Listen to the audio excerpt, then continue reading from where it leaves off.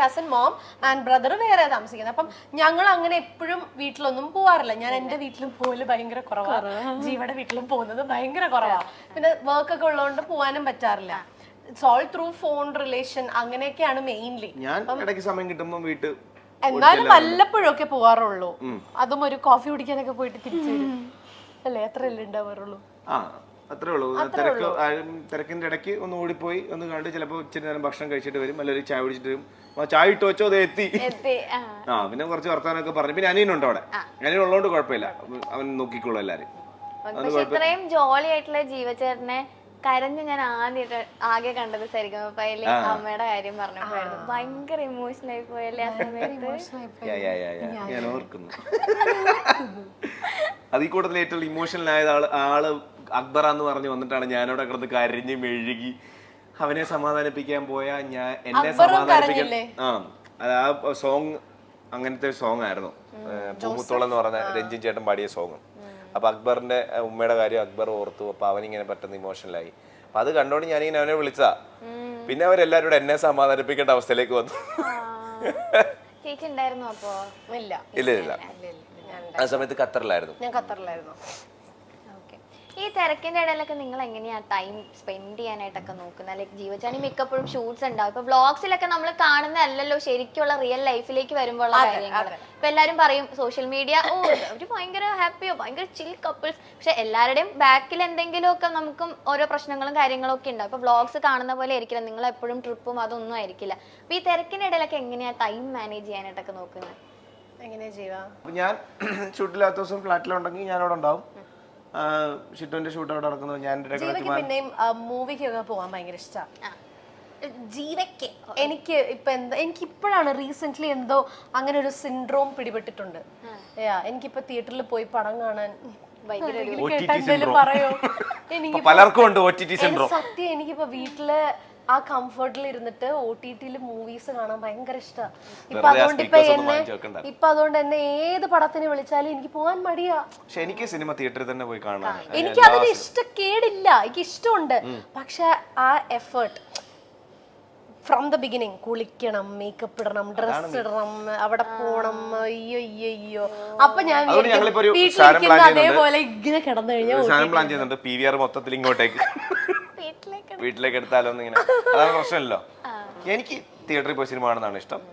പോയി വ്ലോഗില് പറഞ്ഞല്ലോ നെറ്റ്ഫ്ലിക്സ് വെക്കും, ഈ സോഫയിൽ ചേച്ചി ഇവിടെ ജീവചേട്ടൻ കിടക്കും. എനിക്ക് അത് ഭയങ്കര ഇഷ്ടമായി. ഇപ്പൊ എനിക്ക് ആ ഒരു കംഫർട്ട് സോണിൽ ഞാൻ ഭയങ്കര ഹാപ്പിയാണ്. പിന്നെ എനിക്കിപ്പോ ലുലുവിൽ പോകാൻ ഇഷ്ടവുമല്ല.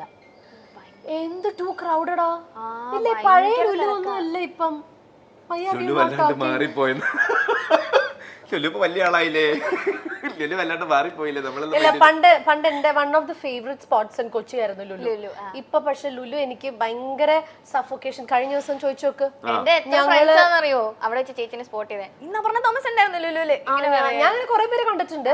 പക്ഷെ എനിക്കിങ്ങനെ എനിക്ക് അറിയത്തില്ല, എനിക്ക് അങ്ങനെ സഫോക്കേഷൻ വരും. ഒരുപാട് തിരക്കിന്റെ ഇടയിൽ പോകുമ്പോൾ, ഈ ഉത്സവത്തിന്റെ ഇടയിലൊക്കെ പോകുമ്പോൾ സഫോക്കേഷൻ ഇല്ലേ, അതെനിക്ക് വരും. അതാണോന്ന് എനിക്കറിയില്ല. അതെന്നെ എഫക്ട് ചെയ്തിട്ടുണ്ട്. ക്രൗഡ് കാണുമ്പോൾ എനിക്ക് ബ്രീതിങ് കിട്ടൂല, എനിക്ക് അങ്ങനെ ടെൻഷൻ വരും. അപ്പൊ ഞാൻ കഴിഞ്ഞ ദിവസം ഹൈപ്പർ മാർക്കറ്റിൽ കയറി. ഞങ്ങള് വീട്ടിലേക്കുള്ള സാധനങ്ങൾ എടുക്കുന്നത് നോർമലി ഹൈപ്പർ മാർക്കറ്റിൽ നിന്നാ. അപ്പൊ ഹൈപ്പറിൽ ചെന്ന് ഞാൻ കയറി കഴിഞ്ഞപ്പോ ജീവനോട് ജീവ എനിക്ക് ശ്വാസം കിട്ടുന്നില്ല, നമുക്ക് ഇവിടെ ഇറങ്ങാം എന്നൊക്കെ പറഞ്ഞിട്ട് ഞാൻ ഇറങ്ങി. തള്ളല്ലേ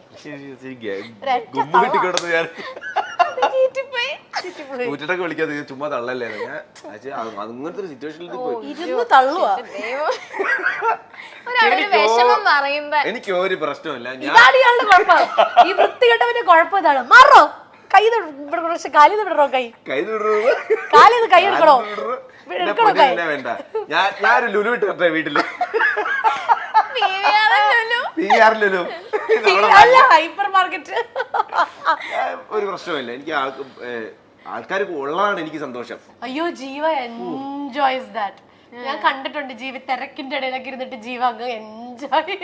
എനിക്ക് ഇപ്പം ആദ്യമൊക്കെ നമുക്ക് കുറച്ച് പേര് അറിയുന്നത്, ഇപ്പൊ കുറെ കൂടെ ആൾക്കാർ അറിയാം. അപ്പൊ അവരൊക്കെ വന്ന് സംസാരിക്കുന്ന, ഫോട്ടോ എടുക്കുന്നത് എനിക്ക് ഭയങ്കര ഇഷ്ടമാണ്. ഞാൻ ഭയങ്കരമായിട്ട് എൻജോയ് ചെയ്യും. അതൊരു എത്ര തിരക്കുണ്ടെങ്കിൽ ചിലപ്പോൾ ലാസ്റ്റ് മിനിറ്റ് PVRലേക്ക് ഓടുന്ന ഗ്യാപ്പിലാണെങ്കിലും ഇങ്ങനെ കാണിച്ച് ഓടുന്ന ഗ്യാപ്പിലാണെങ്കിലും ഒരു സെൽഫിക്കൊക്കെ നിന്നോടുന്നു എനിക്ക് ഭയങ്കര ഇഷ്ടമാണ്. കാര്യം ഈ പറഞ്ഞ പോലെ നമുക്ക് സിനിമയാണ് ആങ്കറിങ് ആണെന്നൊക്കെ പറഞ്ഞാലും കാണാൻ ഈ പറയുന്ന ആൾക്കാർ ഉള്ളപ്പോഴാണല്ലോ നമ്മളിതൊക്കെ ചെയ്തിട്ട് കാര്യമുള്ളൂ. അപ്പം ഒരു 2 seconds കൊടുക്കാൻ റെഡിയാ സമയമുണ്ടെങ്കിൽ. ഇപ്പം നമ്മൾ എവിടെയെങ്കിലും ഈ പറഞ്ഞ പോലെ പിന്നെ ഈ ചില സ്ഥലത്ത് പോയി കഴിഞ്ഞാൽ ഇപ്പം ഞാൻ ഹോസ്പിറ്റലിൽ പോയി, അമ്മച്ചിക്ക് വയ്യാതെ ഹോസ്പിറ്റലിൽ പോയി, അവിടെ ചേട്ടാ സെൽഫി ചെയ്യുന്നത് ഐസൈന്റെ മുമ്പിൽ. അത് മാത്രമല്ല ഞാനിത് നേരത്തെ പറഞ്ഞിട്ടുണ്ട്, ഞാൻ ചിട്ടു ഖത്തറിലേക്ക് ആദ്യമായിട്ട് പോയി ഇങ്ങനെ നടന്നു പോകുന്ന കാണുമ്പോൾ എനിക്ക് പെട്ടെന്ന് സങ്കടം വന്നിട്ട് ഞാൻ ഇങ്ങനെ കണ്ണിന്ന് കണ്ണുനീര് വന്നിട്ട് ഞാൻ ഇങ്ങനെ തിരിഞ്ഞ ചേട്ടാ സൂര്യമസിൽ ജീവിച്ചിട്ടില്ല ഒരു ഫോട്ടോ. അത് മാത്രമേ ഉള്ളൂ, അല്ലാതുള്ള സമയങ്ങളിലൊക്കെ ഞാൻ ഓക്കെയാ, ഞാൻ അത്ര എൻജോയ്. അതുകൊണ്ട് തന്നെ ഞാൻ സിനിമ കാണാൻ പോകുമ്പോഴും ഞാൻ ഇടയ്ക്കിടയ്ക്ക് ഇപ്പൊ കാക്കനുള്ള സ്ഥലത്താണെങ്കിൽ ഞാൻ വൈകുന്നേരം ചായ കുടിക്കാൻ ഇറങ്ങും. അത് നോർമൽ നമ്മുടെ ഈ പറഞ്ഞ വഴിയോരം അങ്ങനെയുള്ള സ്ഥലത്ത് ചായ കുടിക്കാൻ എനിക്ക് ഭയങ്കര ഇഷ്ടം, ആൾക്കാരോട് സംസാരിക്കാനും. നമുക്ക് അറിയാൻ പറ്റില്ല. ഞാൻ ജീവയുടെ ഏറ്റവും വലിയ ആഗ്രഹം ഒരു KSRTC-ലോ പ്രൈവറ്റ് ബസ്സിലോ അതാണ് ഇപ്പോഴത്തെ ഏറ്റവും വലിയ ആഗ്രഹം. കഴിഞ്ഞ ദിവസം എന്നോട് പറഞ്ഞു എനിക്ക് ബസ്സിൽ കയറണം. ഞാൻ സൂര്യ മ്യൂസിക്കിൽ ഉണ്ടായിരുന്ന സമയത്ത് ഞാൻ എൻ്റെ നാടായ മാവേലിക്കരയിലേക്ക് പോകുന്നതും വരുന്നതും ഒക്കെ ബസ്സിലായിരുന്നു. ഞാൻ വൈകിട്ടത്തെ ഷോ കഴിഞ്ഞിട്ട് ഞാൻ KSRTC ബസ്സിന്റെ സൈഡിൽ കയറിയിരിക്കും. കച്ചേരി ചിലപ്പോൾ പാട്ട് വെക്കും, അല്ലെങ്കിൽ ഇങ്ങനെ ഇരുന്ന് ചിലപ്പോൾ ഉറങ്ങും. അപ്പോൾ ഈ കാറ്റൊക്കെ അടിച്ച് ഞാൻ അവിടെ ചെന്നിറങ്ങും. മാവേലിക്കര ഫ്രണ്ട്സ് ആയാലും പിക്ക് ചെയ്യാൻ വരും, വീട്ടിലോട്ട് പോകും. തിരിച്ച് ഒന്നെങ്കിൽ ഞായറാഴ്ച പോയിട്ടോ അല്ലെങ്കിൽ തിങ്കളാഴ്ച വെളുപ്പിനോ ഇതേപോലെ തന്നെ അങ്ങനെ കണ്ടിന്യൂ എല്ലാ ദിവസവും പോയി വന്ന്. അപ്പച്ചന് വയ്യായിരുന്നപ്പോൾ എല്ലാ ദിവസവും പോയി വന്ന ദിവസങ്ങളും ഉണ്ട്. അപ്പോൾ അത് കുറേ നാളായി. അപ്പോൾ എനിക്കൊന്ന് പോയാൽ കൊള്ളാമെന്നുണ്ട്. ട്രെയിനിൽ കയറിയാൽ കൊള്ളാമെന്നുണ്ട്. പിന്നെ അവനിപ്പോ ചോദിക്കും, ഇവൻ ആരടാ? ഇപ്പൊ നമുക്ക് എല്ലാവർക്കും ബൈക്കും കാറും ഒക്കെ ഉണ്ടല്ലോ. അപ്പൊ ഒത്തിരി നാളായി ബസ്സിൽ കയറിയിട്ട് അപ്പൊ ബസ്സിൽ കയറണം. അതൊരു മോശമായിട്ടൊരു ആഗ്രഹം എനിക്ക് തോന്നുന്നില്ല അല്ലേ? പിന്നെ അല്ല, അങ്ങോട്ട് പറഞ്ഞു കൊടുക്കുക. ഈ ജാടയാന്നൊക്കെ പറയുന്നവരോടൊക്കെ എന്താ ചേട്ടാ പറയാനുള്ളത്? എനിക്ക് ജാടയാണെന്ന് പറയുന്നവരോടാണ്, അത്രേ ഉള്ളൂ.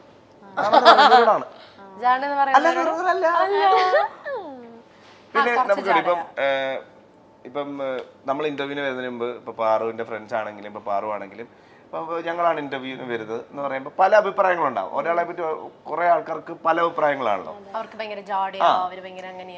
അപ്പൊ നമ്മളോടും നമ്മൾ ഇന്നയാളെ കാണാൻ പോകുമ്പോൾ ഇന്നയാൾക്ക് ഭയങ്കര ജാടയായിരിക്കും, ജാടയാണ്. ഞങ്ങൾ പറയുന്ന കാര്യമുണ്ട്, ആ ആള് നമ്മളോട് എങ്ങനെയാണോ അതാണ് നമുക്ക് ആള്. അപ്പൊ ബാക്കിയുള്ളവർ എന്ത് പറഞ്ഞാലും കുഴപ്പമില്ല. ഇപ്പം അതൊക്കെ ഇറങ്ങി നോക്കുമ്പോൾ പാറു എന്തൊരു ഭയങ്കര മോശം, ഭയങ്കര ആരെയും ബഹുമാനമില്ല, ഒരുമാതിരി ചോദ്യങ്ങളൊക്കെ ചോദിക്കുന്നു. അങ്ങനെ പല അഭിപ്രായം ഉണ്ടാവാം, ഉണ്ടെന്നല്ല ഉണ്ടാവാം. പക്ഷെ ഇപ്പൊ ഞങ്ങളോട് ചോദിക്കും പാറു എങ്ങനെയാന്ന് ഞങ്ങൾ ചോദിക്കും, എന്റെ പൊന്നോ പാറു എന്ന് പറഞ്ഞ അത്ര നല്ല സ്വീറ്റ് ആയിട്ടുള്ള ഒരു കൊച്ചില്ല നമ്മൾ പറയും, അത്രേ ഉള്ളൂ. നമ്മളെ മൈൻഡ് ചെയ്തില്ല. ചിലപ്പോ അലവലാതെ എന്ന് പറയുന്നവരുണ്ടാവും, ജാട എന്ന് പറയുന്നത്. ഇപ്പൊ അവള് വൈറലായി ഒത്തിരി ജാടയാ. പണ്ട് നമ്മളെ എന്റെ മോളെ അത് പറയും, അത് അങ്ങനെ അത് നോക്കണ്ട. നമുക്ക് പഴയ ആൾക്കാർ പറഞ്ഞിട്ടുണ്ട്, 1000 കുടത്തിന്റെ വാ മൂടിക്കെട്ടാം, ഒരു മനുഷ്യന്റെ വാ മൂടിക്കെട്ടാൻ പറ്റത്തില്ലെന്ന് പറയുന്നത് കേൾക്കുന്നുണ്ട്. അതേപോലെ നമ്മള് ഒരു ദിവസം 1000 പേരെയും 2000 പേരെയും കാണും. അവർക്ക് എന്ത് വേണേ പറയാം, അവരെന്ത് വേണേ പറഞ്ഞോട്ടെ. ഓക്കെ, നമ്മൾ എങ്ങനെയാണോ അങ്ങനെ ആയിരിക്കും, അങ്ങനെ തന്നെ പോവാം. അപ്പ എന്ന പാട്ടിന്റെ റിയാലിറ്റി ഷോയിലൂടെയാണ് ജീവ ജോസഫിനെ നമ്മൾ കൂടുതലായും അറിഞ്ഞത്. ജീവയും അപർണയും അറിയാത്ത മലയാളികൾ ഇല്ല എന്ന് വേണമെങ്കിൽ പറയാം. കാരണം അത്രത്തോളം ഇഷ്ടമാണ് ഇവരോട്. ഈ ദമ്പതികളെ ഇപ്പോൾ മലയാളികൾ ഇരു കൈയും നീട്ടി സ്വീകരിച്ചു കഴിഞ്ഞു. ജീവയും അമർത്തയും സൂര്യ മ്യൂസിക് എന്ന പരിപാടിയിലൂടെയാണ് നമുക്ക് മുന്നിലേക്ക് എത്തിയത്. ചെറുപ്രായത്തിൽ തന്നെ വിവാഹിതരായവരാണ് ഇരുവരും. എന്നാൽ പിന്നീട് തങ്ങളുടേതായ മേഖലയിൽ ഇവർക്ക് സ്വന്തം പേര് സിഗ്നേച്ചർ പതിപ്പിക്കാൻ അവർക്ക് സാധിച്ചു എന്ന് പറയുന്നത് ഒരു വലിയ കാര്യം തന്നെയാണ്. ഒരു സമയത്ത് ഇവരുടെ ഇന്റർവ്യൂസ് എല്ലാം ട്രെൻഡിങ്ങിൽ വന്നിരുന്നു. ഇവരുടെ കുടുംബവിശേഷങ്ങളും ഫ്ലാറ്റും ജീവിത രീതിയും, പ്രത്യേകിച്ചും ജീവയുടെ സംസാരം കേൾക്കാൻ തന്നെ ഒരുപിടി ആരാധകർ എപ്പോഴും ഉണ്ടായിരുന്നു. എല്ലാവർക്കും എന്തോ വലിയ ഇഷ്ടമാണ് ജീവയോട്. അതേ ഇഷ്ടം തന്നെ അപർണയോടും ഉണ്ട് എന്നതാണ് സത്യം. തങ്ങളുടെ വിശേഷങ്ങൾ പറഞ്ഞ് ഇരുവരും എത്തുമ്പോൾ എപ്പോഴും കാണികൾക്ക് സമയം പോകുന്നത് പോലും അറിയാറില്ല. ഇവരുടെ ഇന്റർവ്യൂ എടുക്കുമ്പോൾ തന്നെ നമ്മൾ എത്ര നേരം വേണോ കണ്ടിരിക്കും എന്നതുപോലെ തന്നെയാണ്.